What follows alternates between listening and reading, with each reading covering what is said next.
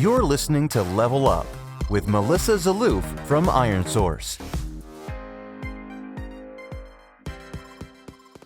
Welcome back, everyone. You're listening to Level Up, the podcast for people who love making, growing, and of course, playing mobile games. On this week's episode, we'll be speaking with Guy Belsadeh, who's the co-founder and CEO at Simple. And we're going to be covering all things game economy related for free-to-play games. Guy, thanks so much for being on the show today. Yeah, it's a pleasure being here. Thank you for having me.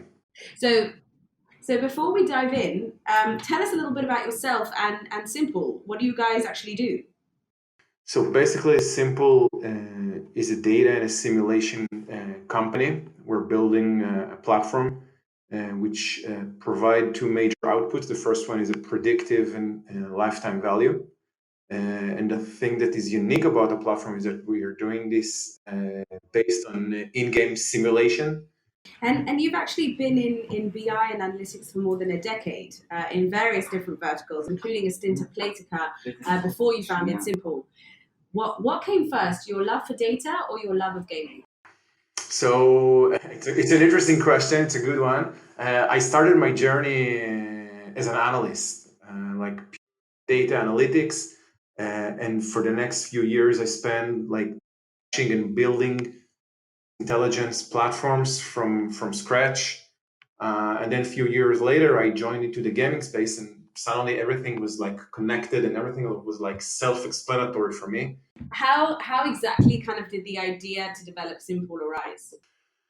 So after when I started my entrepreneurship path, I looked for places when I can bring all my expertise, like my knowledge and the thing I love to do. And after a few things that were actually not related at all to gaming space, when I started back to work with game companies, mostly helping them to understand the difference between big data and the right data. And I found out that no matter which company I'm talking to, big ones or small ones, actually, when you're cleaning all the noises around, they're also the pains are always the same. It's the way companies are observing the data, eliminating the unnecessary insight and like focusing on what it matters. In many cases, this is like one of the biggest problems, looking on the right data. After that, you realize that monetization is highly dependent on a well-balanced game. And then I look back to my path, and I understand that every time you want to change something in the game economy, it's something so sensitive and most of the time it is based on intuition, guesstimation, or over long, expensive, risky A/B tests, which requires spend a lot of marketing budget to get significant amount of users. And if you want to see an improvement over 90 days, you actually have to wait this time. And I thought this is a time for something different. And this is I built on my garage a small simulation engine, which basically can simulate users. I show it to my customers that I had back then. They were really fascinated about it, and that's it. And the rest is history. Uh-huh. So I'm glad you kind of brought up monetization because we are here to talk about economies for free-to-play games. So let's maybe start by reviewing some simple kind of no pun intended, reviewing the basic or simple terms. Can you walk us through what resources, structures, actions, and sinks and sources are? So obviously, when a player starts to play the game, we offer him something to start with, because we want to engage him into the game and let them be excited of playing. And every place when we're offering some kind of a free currency, these are the resources. On the other hand, we do want the user to consume this currency, and at some point bring him to the point that if he want to scale his capabilities, if he want to make just another try in the game, doesn't matter if this is a racing card game, a slot game, he want to make the next big thing, and this is where he maybe doesn't have enough resources. Hopefully, if the game was well balanced, this point happens and the monetization appears. The way we're looking at it, the monetization happens when a need and an opportunity meet. The game economy need to create the need the user want to play, to race one more, to play another game session in Fortnite. But if you want to scale up your car, if you want to have a faster airplane, you need to literally buy a faster airplane to win the next battle. And this is where the monetization work come in and should provide the opportunity. Listen, right now we have a 40% discount on the airplane you need in order to win the next battle. So a dual currency economy, meaning both real money and virtual currency, is obviously the most common strategy for free-to-play games. What are, to your mind, the disadvantages and advantages to each? And are there other kind of economic structures which you see succeeding? So obviously, having a multiple currency economy is more complex than having a single one. So back a few years ago, it wasn't very common to have multiple currency. When Zynga launched Farmville on Facebook, I think it was 2008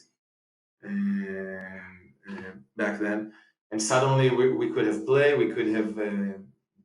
I think they were selling like coins, which we could boost our fields, and it was very simple. But then I think we understood that if we want to monetize, somehow we need to blur in some cases the movement between an actual payment and the currency. And one of them is the soft currency, and the other one is the hard currency. Usually, the monetization will be done through the hard currency, and the soft currency is something that we are converting in order to open ourselves all kind of loot boxes and all kind of features.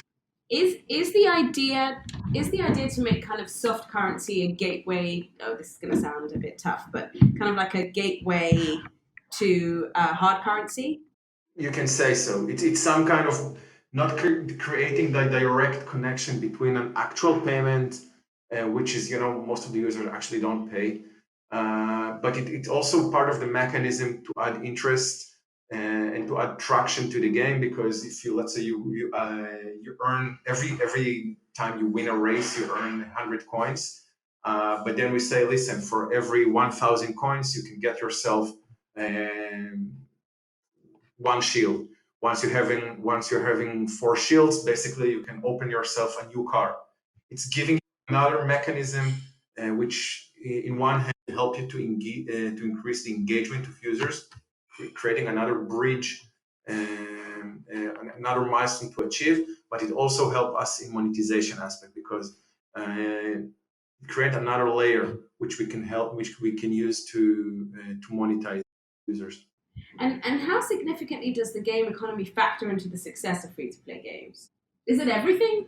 So we can create a very well-balanced game economy structure to a game with a purpose to move,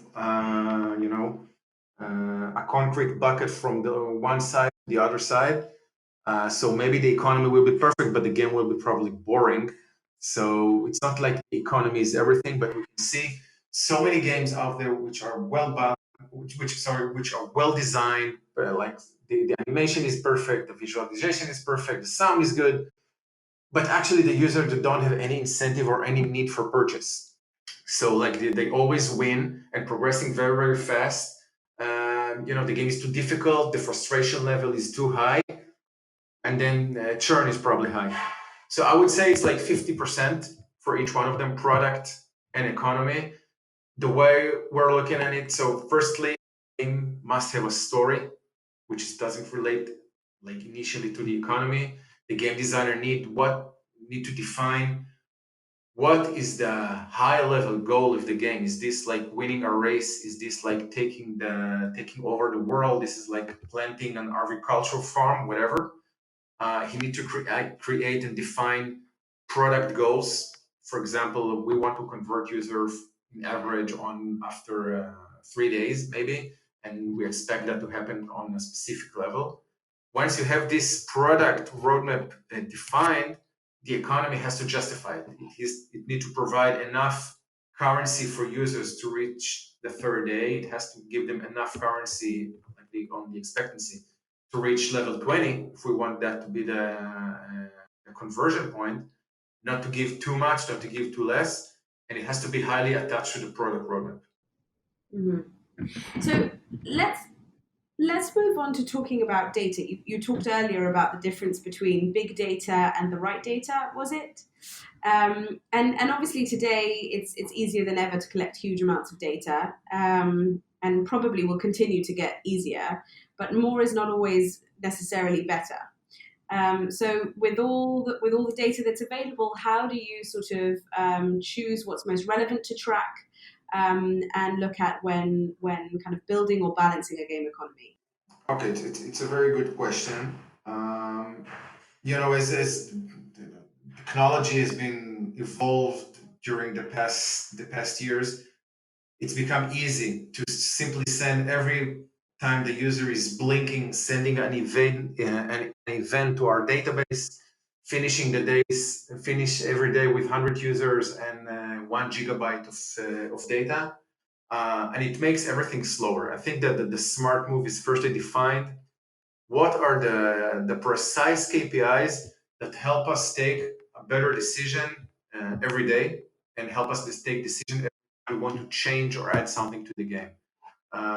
There is like the standard daily KPIs, which I don't know, 10, 15 major metrics, which help us understand every day. I would call it the analytical funnel. Do we have a problem? Yes or no? The trend of the major KPIs, are they increasing or decreasing? By the way, a sharp increase or a sudden increase on revenues for me is the same problem as a sharp decrease. If we don't know how to explain a sudden increase, we won't be able to explain and understand a sudden decrease. And having the ability to quickly identify these data points, I think it's the basic. Then the second question is where is the problem? And where is the problem? Is also a simple one because it's only taking the main APIs we defined and simply slice them. We can slice it by um, obvious attributes like countries, platforms, whatever, or segments of user. And I think the more interesting question is what is the problem? Because once we know how to understand the phenomenon we see in data, it will be easier for us to give the solution. So the right metrics is the key to make sure that we are moving fast. I was leading a data unit in a game company, and very fast we try to build big data and everything. And I've learned that, especially on the early age of startups and game companies, you have to be very concrete. Select the right data, select the correct metrics that help all the departments take better decision and move with that. Keep the big data for later stage. Mhm. Are there specific metrics, like one or two, that you think a developer should be looking at first? So for me, retention goes first. I think retention, if users don't like the game, they will not retain. If they will not retain, it will not monetize.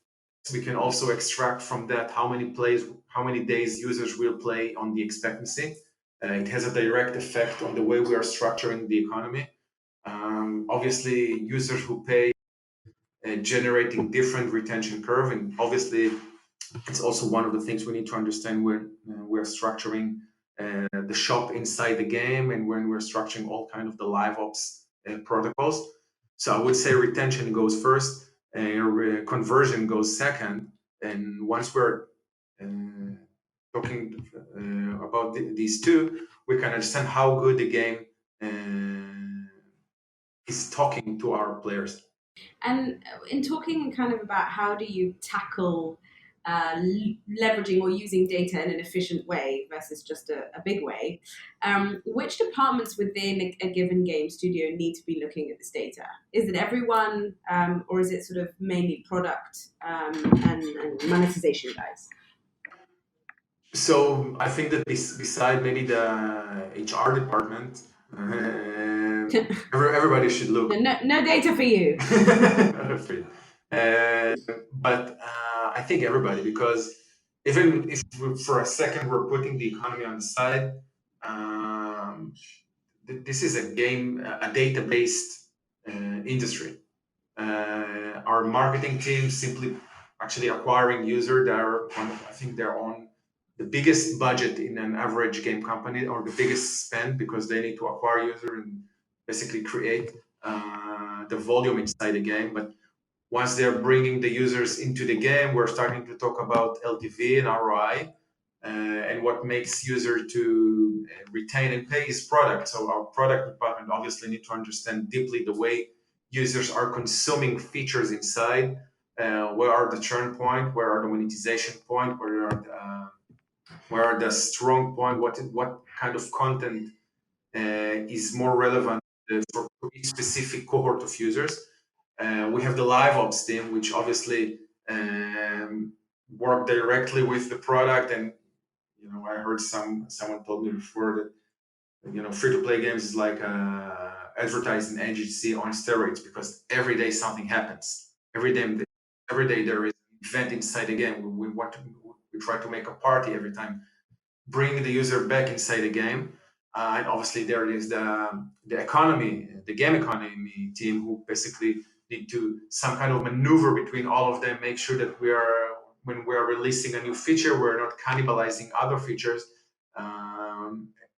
When observing the data on the right way is the key to understand that.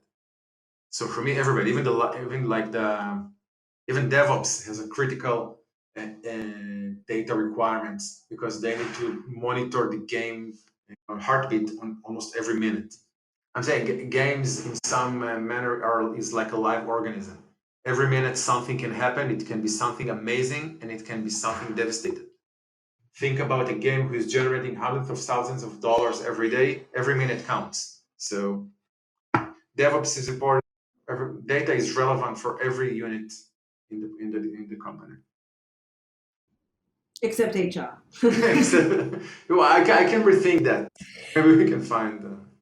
I'm sure. And how do you sort of make sure that people can access this data and access it in a way that's digestible and kind of comprehensible? Not everyone is an analyst, right? By training or by nature. So kind of how do you make that data easy to access and understand? So I think first is it's more like an organization culture. It creates like a common language, everybody talking the same KPIs, hopefully using the same data systems, because it's easy to get you get some dashboard from Facebook, you get some dashboard from Google, you get some dashboard from this analytics and that, and suddenly you're sitting like in an enterprise cabin with 5 different dashboards. Each one of them has 10 to 15% deviation on the same metrics, and then you need to take a decision and say, okay, so how the hell am I going to do that? I think the basic is making sure that the product team is looking and talking on the same numbers that the marketing team are familiar with. And this is something that is highly spoken I think not almost every day. This is when we're starting to create a culture of data talking company. Not everybody is like focusing on his niche, but talking the high level KPIs, making sure that everybody are aligned. I think it making a lot of processes easier. It creates a mutual conversation. All of them are impacting the economy, and it's bringing the probability to make things right and reduce the risk factor. Talk to me about funnel reporting. When should it be used, by whom, and why? So funnel reporting is in some manner it's something that everybody is talking about it.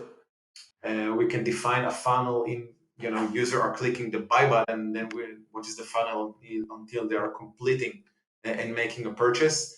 Every space in the game basically create a funnel. I think that the beauty in defining a funnel is not making a very long funnel. It's like breaking this into small points: registration, open the shop, purchase, and maybe starting a new tournament or all kind of features, and then see where is the biggest dropping point: product, visualization, text, and something sometimes we're not offering attractive enough offering. We can suggest to user to participate in a tournament, but maybe the rewarding is not attractive enough, and users say, okay, the probability for me to win is not high and the reward is not attractive enough, so I'll pass that. I think this what makes funnel analysis a good one. Looking like a long arrows with ups and downs, I think it's confusing. And I think funnel analysis definitions start with proper data structure definition. What are the events we want to put in each funnel? And then it makes all the analysis afterwards much easier. Mm-hmm. And I want to sort of jump to talking about balancing the game economy, which we've kind of mentioned quite often. What do we mean by balancing your game economy?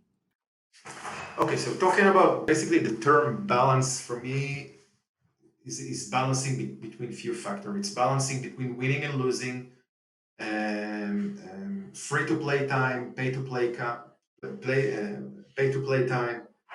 frustration and satisfaction. I mean, every time and at every point in the game, we need to balance between the two. Psychological side, we do understand that users do not expect to win all the time. So this is definitely something we want to balance. I think the key in well-balanced game economy is the balancing between how much user need to invest at each point and how much we're offering to reward, assuming not all users will be rewarded for everything. And I think this is the key. Balance is not a single number. 100 coins is something that, or let's say 100 is small, but let's say 1,000,000 coins can be something which is hyperinflated for some users, which consume on average only 1,000 coins per day, but it can be nothing for a user who play for billions. So I think that's a smart definition for balance is very important when we are observing the health of the economy. It's obviously changed between different profiles and different points on the user journey inside the game, and this is not something that can be generalized, especially if we wanted to use it efficiently. I'm saying that a basic game economy will be structured from three main objects. The first one is the way and the pace that users are progressing inside the game, like the basic progression mechanism.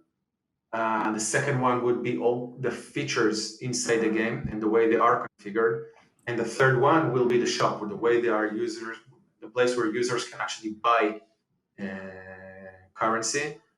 A balanced game is generated when there is a one or two multipliers which are connecting between these three objects and making sure that as long as we are progressing inside the game, we're able to consume a higher level of currency, and making sure that the shop is adjusted for that, and the features in the game are adjusted for that. So everything is progressing on the level, and this is how we are avoid inflation or deflation, and which leads to to some kind of frustration for users that they don't have enough currency to make the minimum inside the game.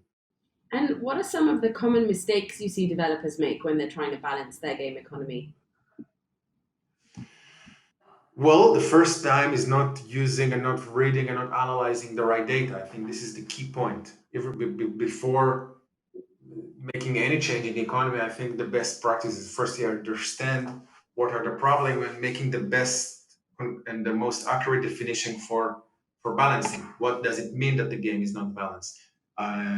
Maybe we're giving a resource of coins which is too frequent and give us too much coins, which are give us too much free to play time. I think this is one aspect. The second one obviously is guesstimating, maybe taking decisions without just by hunch. Every once in a while you encounter someone who says, "Listen, I want to do what they do exactly the same. I'm just going to copy that." But in many cases, this simply doesn't work. Every game has its own story. Simply copy, in many cases, is not the key to make a very successful game. You need to keep the innovation side and tailor the economy to the way you want to structure the game. I think this is the key. And what are some of the best practices for balancing between IAPs and ads? So it's a good question. So in high level, I would say when you lost or your statistics shows that from this point or from a point in time inside the game, the probability to convert the users becoming so low, this is the time to start to showing ads. If we understand that the user or cohort of users is likely to pay, the potential and the predictive lifetime value of this cohort of users is much higher than an ads based. However, I believe that all the ads mechanism was born in order to not losing the monetization potential for the 95% of users who will never pay. And it's become some kind of a known practice that if you're not paying inside the game, you will probably see ads. So does that mean that you don't show any ads before that point? If this is an in-app purchase based games, I would prefer to monetize through in-app because the actual monetization is higher, the potential. When there is the probability become lower, well, let's start to monetize through ads. If this is if in-app purchase is not the mostly in hyper casual games, when the game is kind of flat and the progression is limited, so this is where the ads is more dominant. On ads based game, the majority, the major effort is simply retain users. As much as we are retaining the users, we're increasing the probability to expose them to more ads. When we're talking about lifetime value prediction model for in-app purchases, we're talking about retention and conversion and pure monetization aspects. So in some manner, this is more complex, but the potential and the user lifetime value are mostly much higher. And speaking of player progression, how can developers use the economy to influence player progression? When we're observing user journey, it has three major axes. It has the time, time from installation until any point. There is the game progression, and there is the monetization progression, like three-dimensional axis. When the game is well balanced, so we will hope to see like some kind of a linear line. Means that as long as time passes, the user is progressing more inside the game, and the result of that, he starts progressing on his monetization aspect. So the economy, when the economy steps in, it basically at the beginning it may be offering a more like an easy experience, giving the user the time to engage, giving him the opportunity to success and progress, expose him to evolving more complex content. Every level, every time you want to pass a level, it will take him more and more time. Obviously, when achieving all kind of missions, it will reward him higher, but he will need to spend more time. By the way, users are investing in the game not only by money but also by time, and they are expecting to see ever increasing value for their investment. So I think this is how we can affect that by the economy. To finish on a maybe I don't know if it's controversial, but maybe a slightly higher level question. Do you ever find that the game economy contradicts or conflicts with the product strategy? Yes, and when that happens, we have a problem. They need to work. Let's look at this. On average, secondary retention is 40%. This is like a solid game. It means that out of 100 users we put inside the game, only 40 will play from the second day.